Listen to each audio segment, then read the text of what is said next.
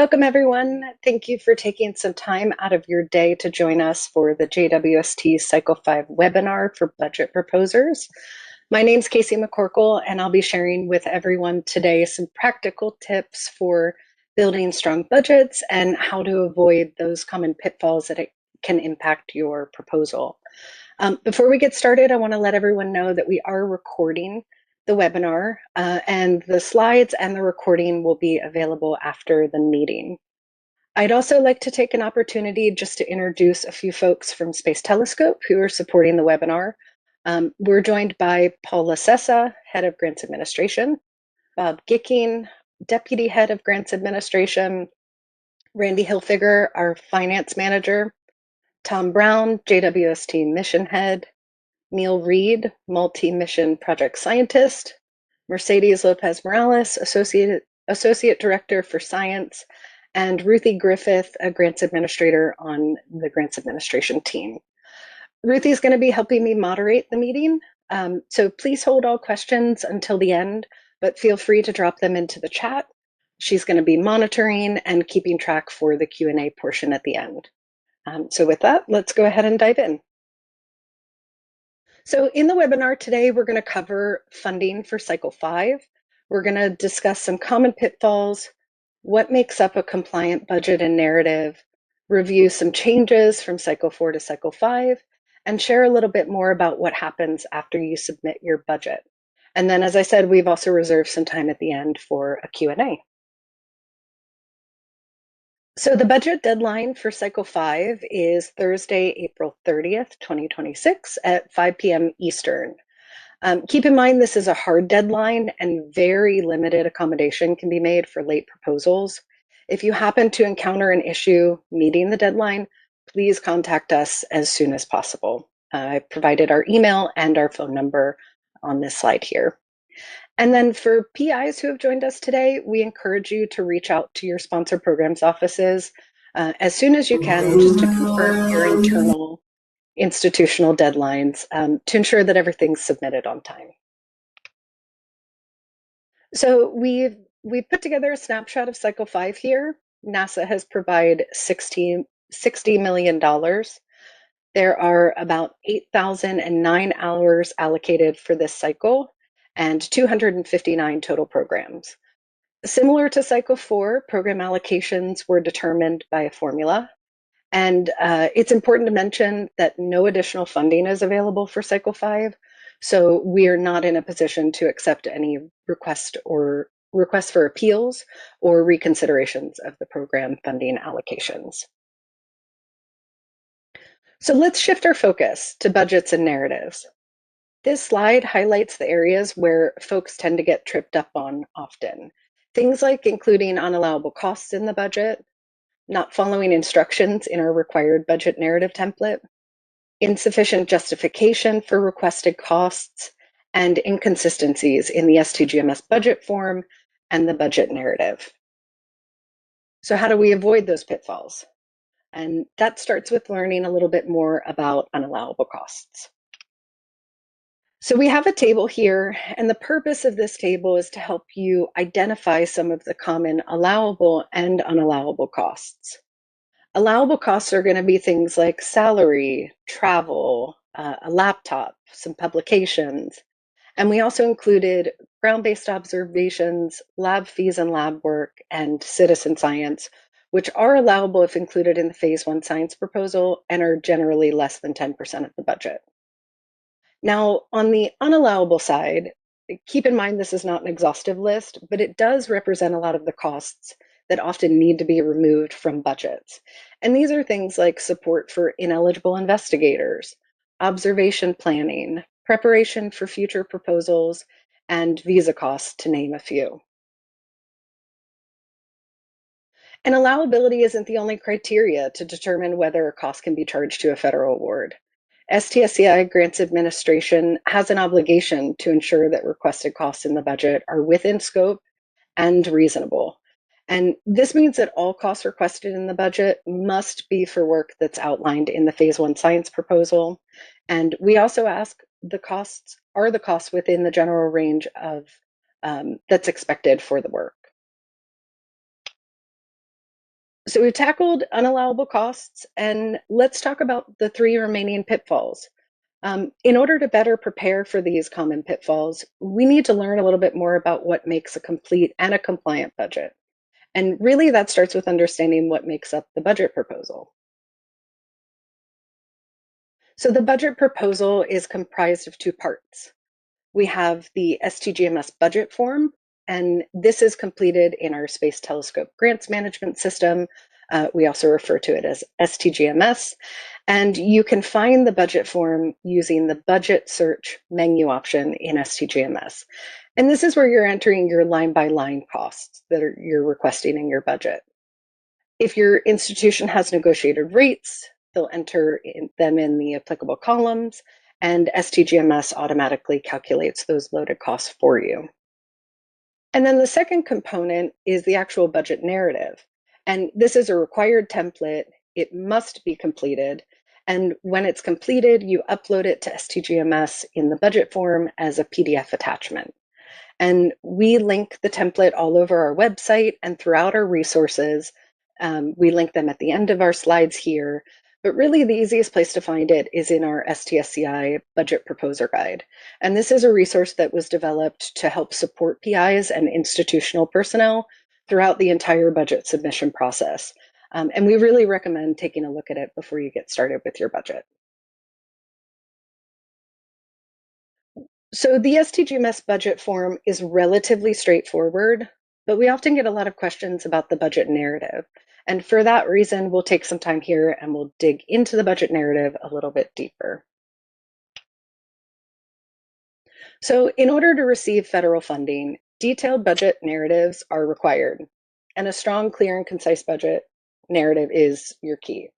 So our required budget narrative template includes 4 sections. We have the technical program summary, the program planning and execution, and both of these are required for program admin PIs only. Section 3 is the institutional work plan. This is required for all investigators. And then the final section is our budget justification, which is also required by all investigators. So this means if you're a COI, you can skip right through 1 and 2 and start with section 3. So the first section is the technical program summary, and this is meant to be an overview of the data sets and key aspects of data analysis. And this is brief. There's a limit of just 1 page for the technical program summary. And the next section, which is the program planning and execution, is to be completed by the program admin PI only. And here is where we really expect to see a programmatic overview. So we're looking for high-level description of how the program will be managed and executed across all of the institutions participating in the program. And then we also ask program admin PIs to list each science goal from the phase 1 proposal, along with a brief description. And then under each goal, you should be describing the effort necessary for the goal and the associated tasks that will be performed. You should identify any anticipated publications that are related to the goal, and then a general timeline that demonstrates that the work will be completed during the period of performance. And this section has a limit of 5 pages. Section 3 is the institutional work plan. This is the first section in the template that is required for all investigators. So again, if you're a COI, skip right through 1 and 2, and you can start here. And the institutional work plan is focusing on the funded effort at your institution in support of those phase 1 science goals. So this section is task focused, and you're going to complete all sub bullets that you see here. They should all be addressed. And then the institutional work plan has a limit of 3 pages. And then the final section of the budget narrative template is the budget justification. We called this in the past the budget description, but it's asking for the same information. And again, this is required for all investigators submitting budgets. So all costs requested in the STGMS budget form for your budget must have an associated justification in the narrative. And this is where you're going to put that. So for example, if you're requesting support to maybe travel to a conference And you're going to include in the travel section a detailed breakdown of those travel costs. So think your flights, your hotel, your per diem. And then you're also going to include how the travel supports the science goals of the program. In other words, the budget justification is the why behind each cost that you're requesting in the STGMS budget form. So, especially for PIs and institutions who've submitted budgets in previous cycles, you're going to notice that there have been some changes to our budget narrative template for cycle 5. Most notably, we've removed the summary of contributions of all investigator table. We have also called this the level of effort table. Additionally, the program planning and execution section is now required for program admin PIs only. And then you're going to input all institutional level details in the institutional work plan section, section 3. So each cycle is an opportunity for us in grants to learn a little bit. We applied some changes based off of lessons from cycle 4, and we're preparing some software enhancements in STGMS to further support the budget submission process. These changes are tentatively scheduled to be in place later this year, and so the changes to the budget narrative template for cycle 5 are meant to help better prepare everyone for those updates. And we'll share some more details at a later date.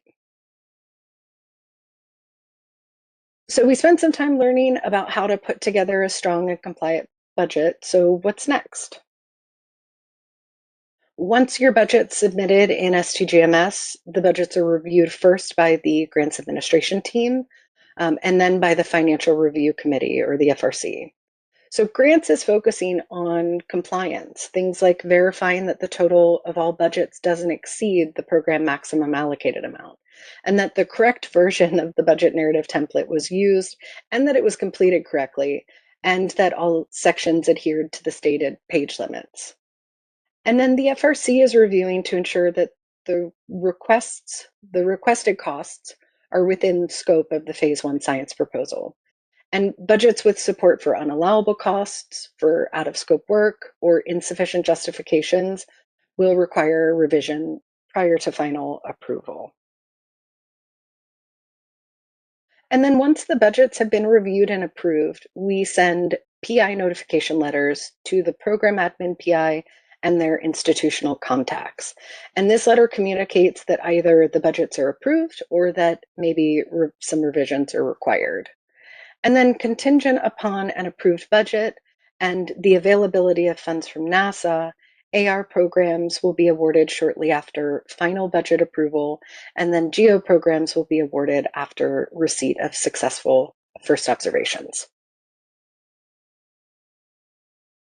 So a couple of things to note as you're preparing and submitting your budgets.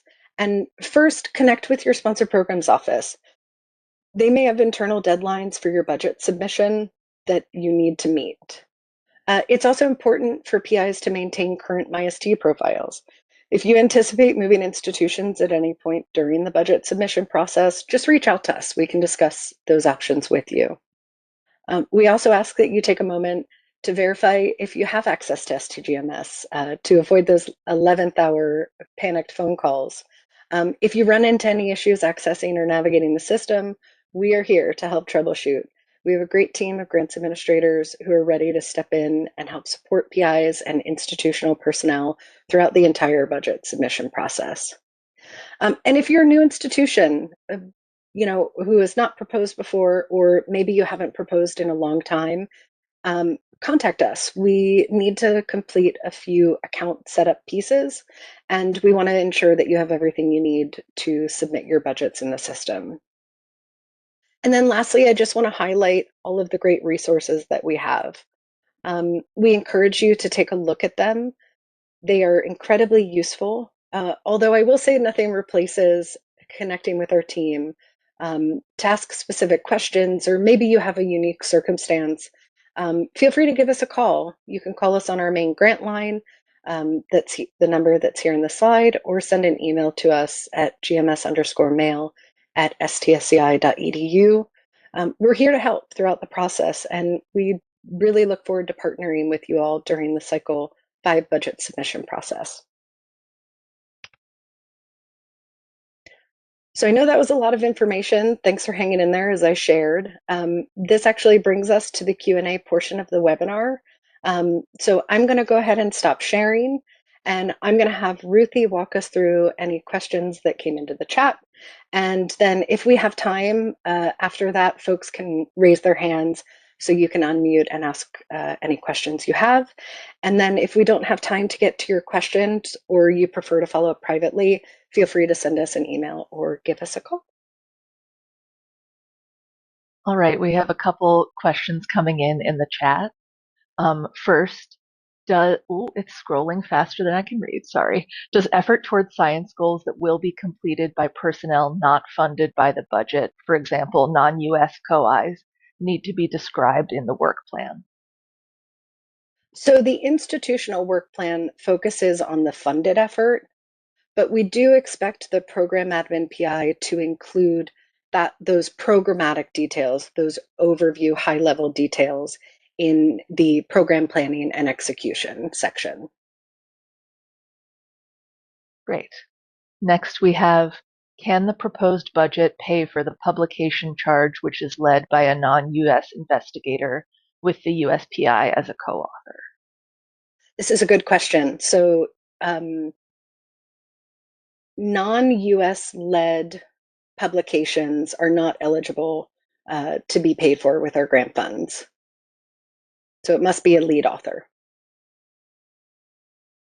Great. Another question, if the phase 1 contains more science than can be supported under the amount offered, can section 2 mention that the tasks will be attempted but may not be completed without external or additional funding? Can you read that question one more time? Make Yeah, sure I understand it. yes. If the phase 1 contains more science than can be supported given the program allocated amount, can section 2 mention that the tasks will be attempted but may not be completed without additional funding or external funding? Okay, yes, yes, that can be discussed in section 2. Mhm. Okay. And also, just real quick, Ruthie, before you continue, Paula and Bob, if you have any additional uh, to add as I'm answering these questions, please feel free to unmute and add to what I'm saying. Thank you. All right. Someone else asks, I am the US-based admin PI. If I'm not hosting any portion of the grant at my home institution, what happens to my admin PI role? In other words, if only the co-Is are budget proposals, do I still need to submit anything for the budget proposal process? Yeah, this is a great question, and this does come up from time to time. We expect the program admin PI to be submitting a budget. And so if you don't anticipate submitting a budget and you're in the program admin PI role, give us a call so we can talk about options. Um, the reason we want the program admin PI to be submitting a budget is because of those required sections from the program admin PI. And if they're not submitting the budget, we don't want that information missing. So we'd be happy to talk through your particular situation. Just give us a call. Great. Our next question is, in section 4 for salaries and wages, what level of justification is needed given that effort needs to be spelled out in section 3? Yeah, another good question. So I mentioned that the budget justification is the why. But in the case of salaries, normally we're expecting to see that level of detail in the institutional work plan. So it doesn't need to be redundant, and we don't need as much information in the budget justification. We just need to be able to see what effort is being completed, and you can always reference section 3 where the additional details live. All right. Our next question, is there a minimum expected PI salaried effort? No. Great. Next question. You mentioned funds for AR programs are released as soon as budgets are approved. how long do we have to use the funds for AR programs? So all of our awards are issued with 3-year period of performances. We generally expect the work to take about 2 years, and that is the same for AR programs and GEO programs. Our next question is, as the PI, am I also the admin PI? Maybe. Um, so if you are the program science PI, you may be the program admin PI unless you've identified an administrative person to fill that role. You're not allowed to be program admin PI if you are a non-US investigator. And then some institutions have restrictions about postdocs and grad students being their own admin PIs. So if you need a change, reach out to our institution and we'll get that taken care of for you. Our next question, I'm wondering how to account for registration fees in the budget in STGMS. It doesn't look like there's a miscellaneous/registration category. There is not. You can tackle it in two ways. Normally, we see the registration fees in the other section. This is kind of our miscellaneous catch-all section. And then some folks choose to build it into the travel section, although that can be a little more challenging for your institution to make sure the numbers work out. So we recommend the other section is a great place to just drop those costs in. Great. Our next question, for multi-institution projects, is there a preference for direct funding to each of them versus subawards? There is a preference.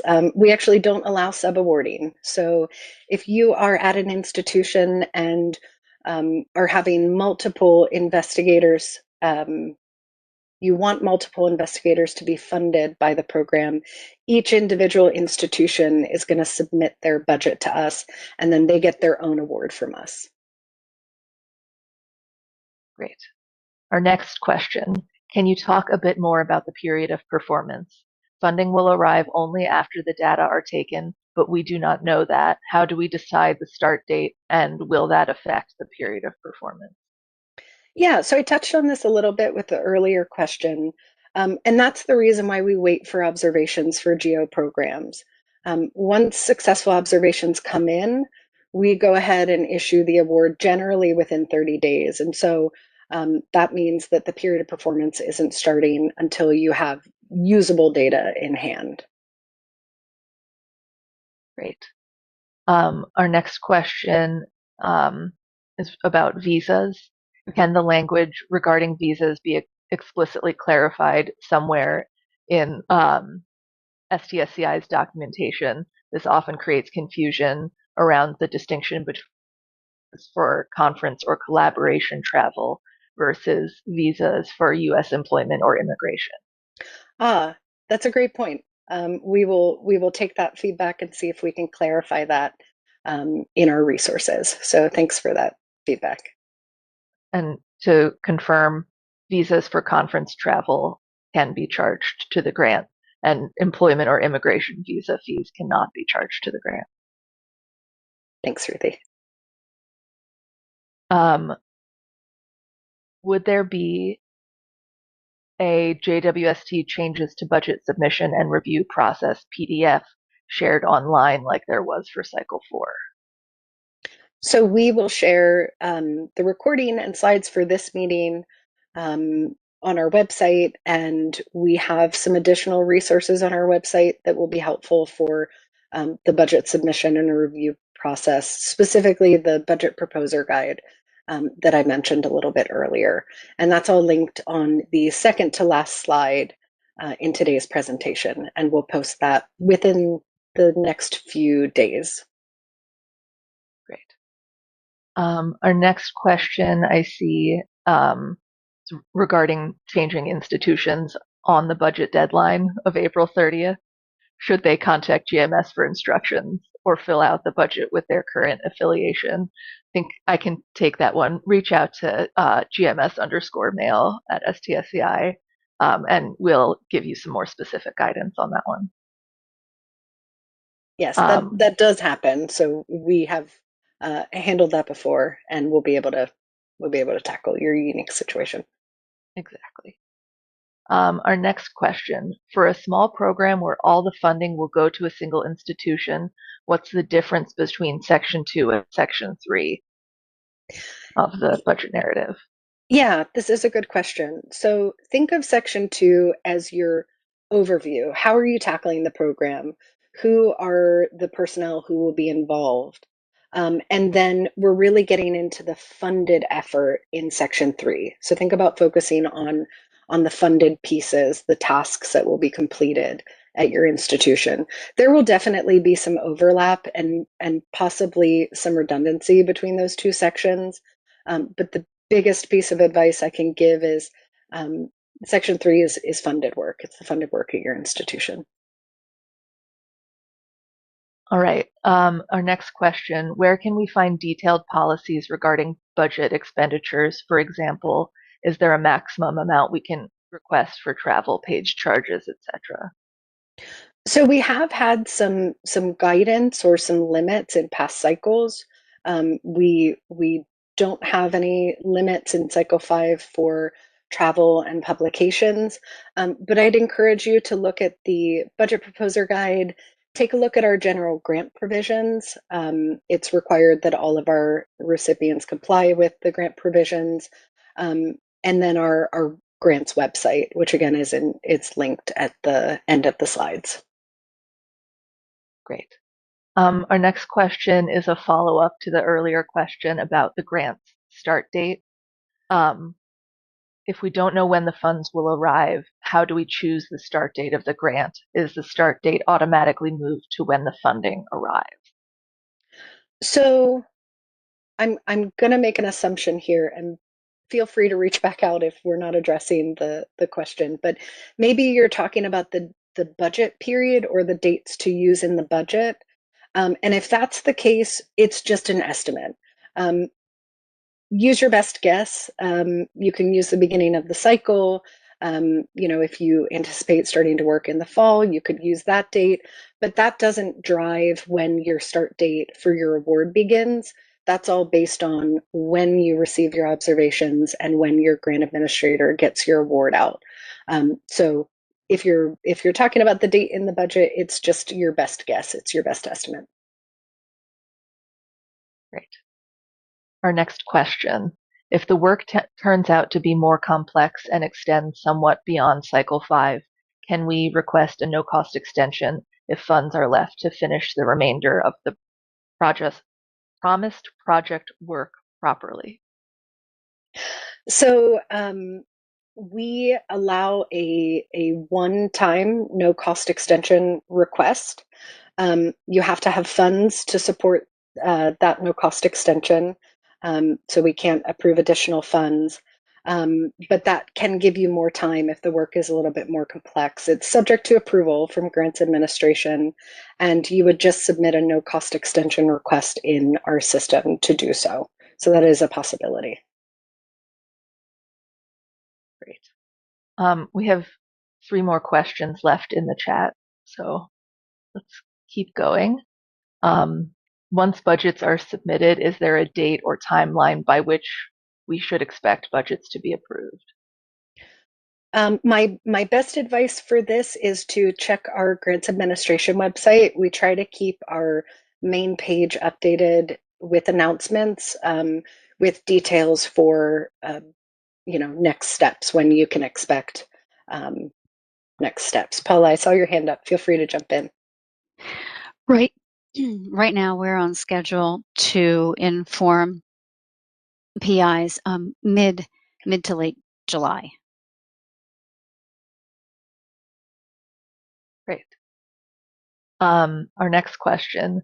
In STGMS for salaries, assuming the same individual is hired as a postdoc or graduate student for multiple periods of the award, do you want a separate line for each year or a single entry per role which covers the full duration? So I think it depends on your institution and how they want to do the budget. We've seen it done in both ways. So as long as the rates are correct and the unloaded cost is accurate, we're okay with seeing it either way. Sometimes the effort is split over a fiscal year. And so even though it's not, over multiple years, we'll even see that broken down to account for the different rates in different fiscal years. Okay.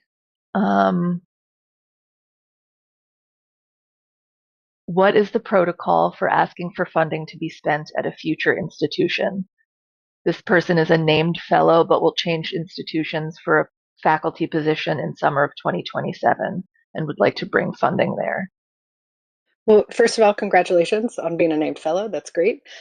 Reach out to us and we'll talk about your specific institution or your specific situation. It depends on a couple of different factors, but we have found solutions for this. So reach out and we will connect about that. Next question. For a multi-cycle program, will a separate budget allocation and proposal be done next cycle? So for continuation programs that have observations in multiple cycles, the budget that you are submitting is for the effort associated with this cycle's data. So the cycle 5 budget will be for cycle 5 data, and then you may have an opportunity in future cycles to submit budgets for that associated data. Great. And our next question, could you speak a little about pre-award costs? Is it possible to start working on the project before the grant award approval notice? Do those pre-award costs need to be explicitly approved? So if the costs are otherwise allowable costs, pre-awards can be charged to the grant up to 90 days ahead of the start date. But you can reach out to us if you have more specific questions. But as long as they're otherwise allowable, pre-award costs are allowable. They are at the risk of the institution, though.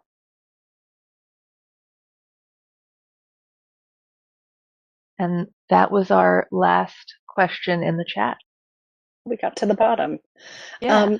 So I'd like to invite anyone who has any more questions to share them in the chat, or if you'd like to raise your hand and unmute and ask your question, that is great as well. Okay, Rich? Yeah, I'm just wondering with the 10% allowed for like ground-based observations, is that based off of the entire budget or just the one institution's request? So that is the institutional budget. Okay, thank you. Yep, great question. So I saw another question in the chat. Do we have to spell out tasks for all unfunded COIs? So you don't have to explicitly describe in detail all of the effort of the unfunded COIs, but we do expect to see in the program planning and execution section a general overview of how all of those contributions are coming into play. Mercedes, I see your hand up. Thank you. Related to that last question, there was a similar question at the very beginning. So one thing that we often see is proposals that have a foreign PI. The effort of the foreign team is usually not very well described. And that is something that we really need to know.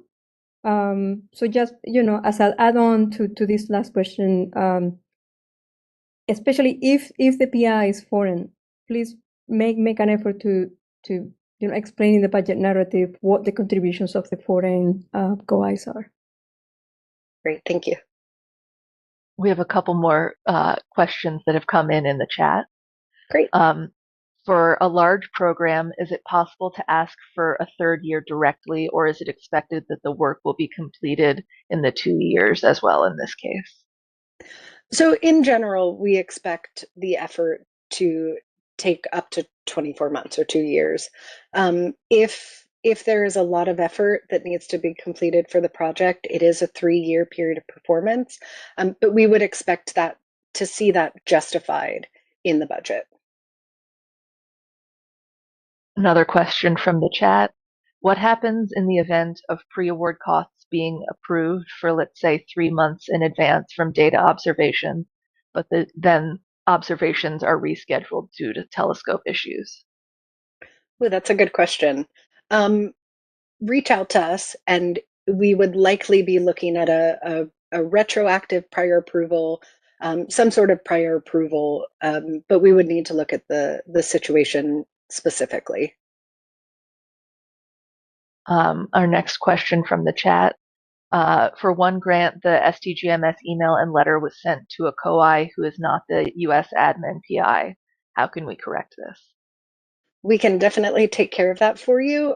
Send us an email to gms_mail and we'll get it sorted out. Great. Another question, if observations are partly delayed, for example, if half the data are taken in year 2 or 3, is there any provision for additional no-cost extensions? So we have seen that happen before, and our goal is we want to see this research successful.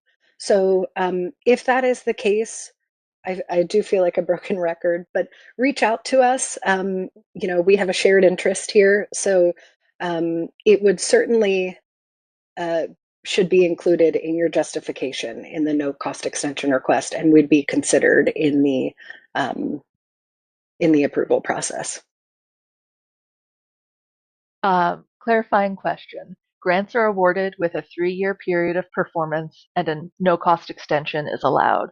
However, should we assume that the program is expected to be completed within 2 years? Good question, and I'm glad I have the opportunity to clarify that. So the 3-year period of performance essentially builds in a no-cost extension, and then we can approve up to another one-time no-cost extension. So we expect the work to take about 2 years. We give you the extra year to complete the work, and then you're eligible for a one-time no-cost extension after that. So it could be, let's say it's 24 months of a postdoc effort spread over 3 years. That would be fine as well. An additional question came in. How is it recommended that funding to support a graduate student research assistant at the same institution be included in the budget? I'm not sure if I'm understanding the question. If it is a situation where you have multiple folks at your institution who are being supported, you can include all of that effort in a single budget. We have also seen institutions submit separate budgets for COIs who are at the same institution. If that did not answer your question, feel free to drop back into the chat, or you can send us an email and we can discuss it more.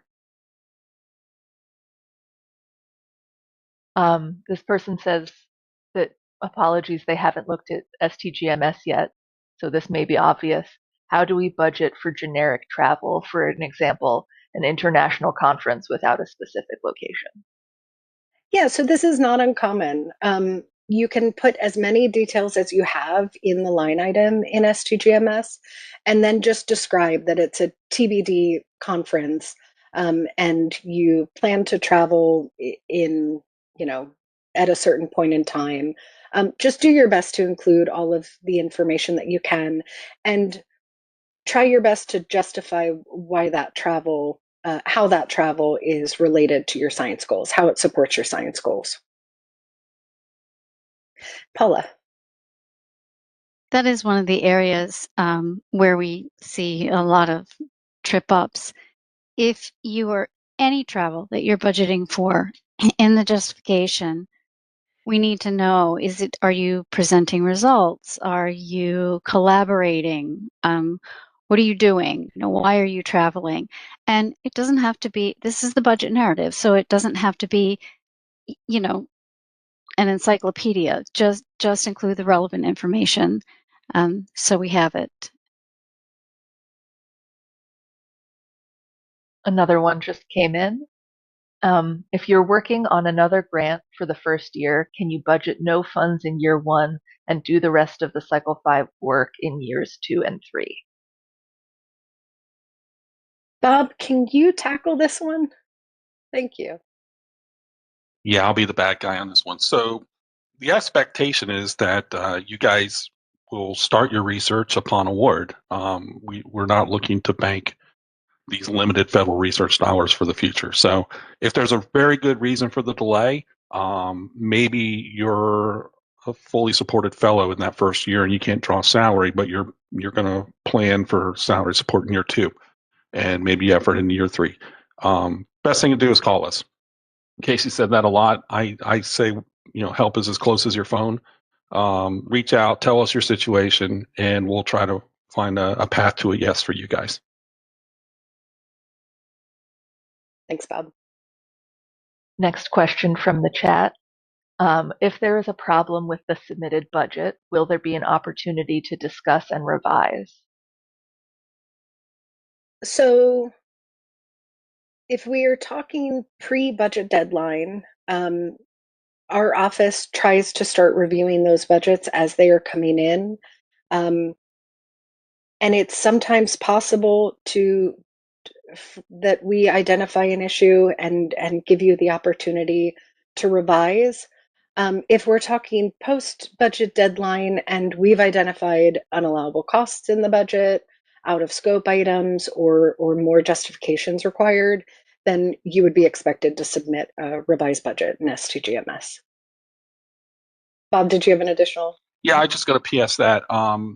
When we send those letters out, like Paul said, we're targeting kind of mid to late July. If during the review process there's something deficient in the budget, your letter will identify what's wrong, and you'll have an opportunity to resubmit then. We don't like doing that because we know that can delay the awards and delay the start of your research. So to the extent you can, guys, submit everything in a compliant way, that will go a long way to your letter in July being a much happier letter for all of us. Great, thank you. Another question from the chat.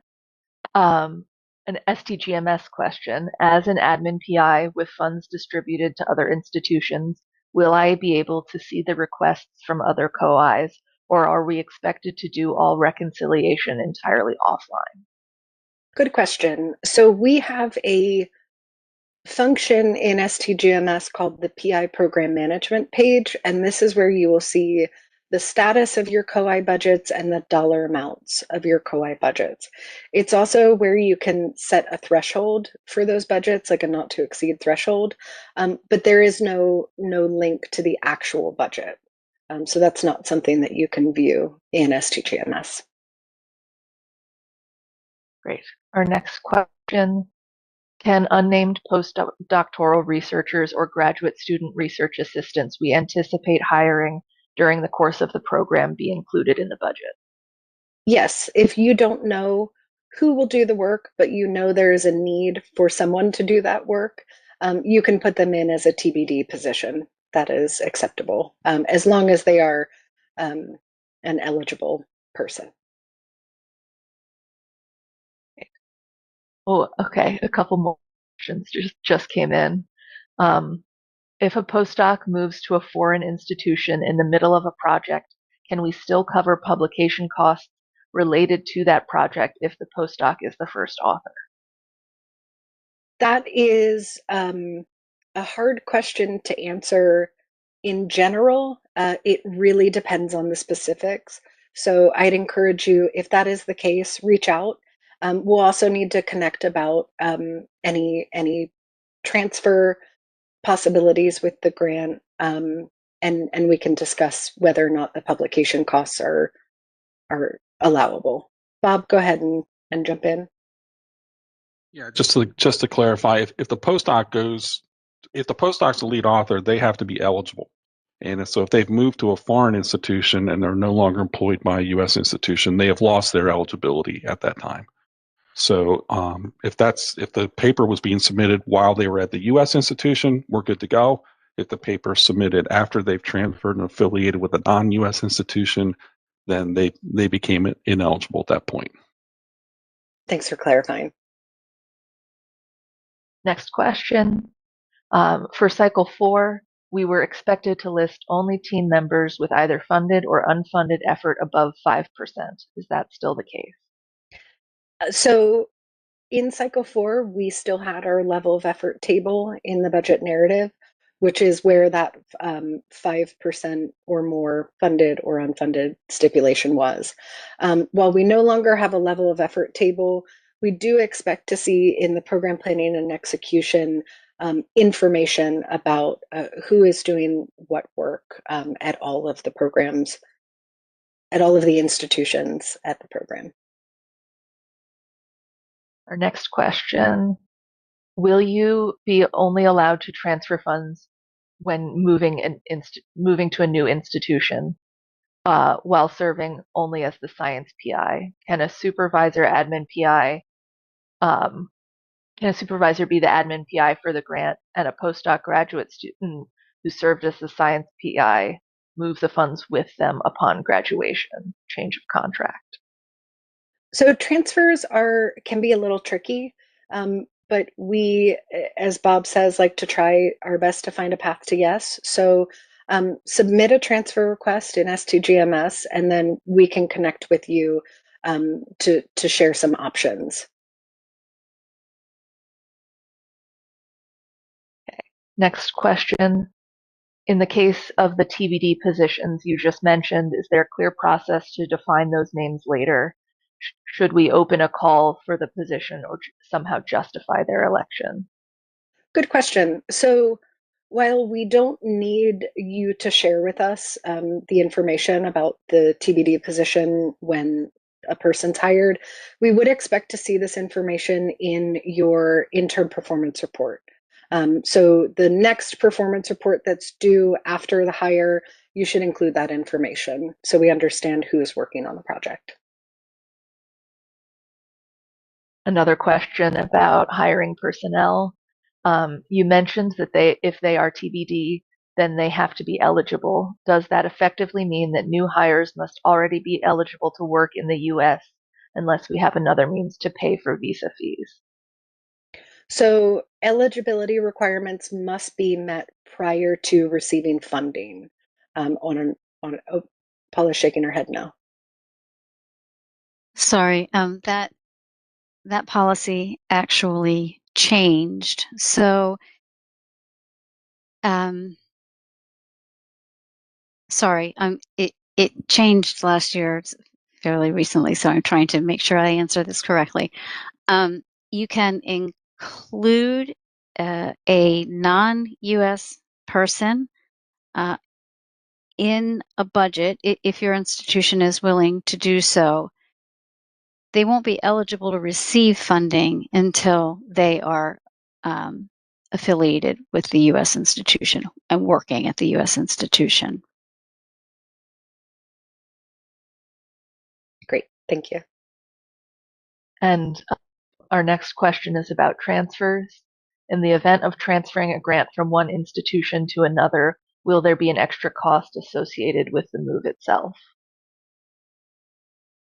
I'm not sure I'm understanding the question, but there are not costs incurred to the grant because of the transfer. So transferring in and of itself does not create an associated cost. And that was the last. Oh wait, another one. No, just it came wasn't. in. Our next question: which document describes the restrictions on how page charges are used? Are there restrictions on what page charges can be paid depending on who is lead author on a paper? Go ahead, Bob. So I think the simplest way for you guys to understand it, the lead author must be eligible. They have to meet the eligibility requirements that are in the general grant provisions at the time the publication costs are incurred. Hopefully that helps. Spelled out? Is that specifically spelled out in one of the? I don't see it in the general grant provisions. So it's eligibility, right? We only provide support to eligible investigators. So if the lead author of a paper is an ineligible investigator, then we can't support the publication costs for that paper. Thanks, Bob. Another question: can the PI budget for travel for a U.S. COI to visit their institution, or does the COI need to submit a budget for the travel? So either option is okay.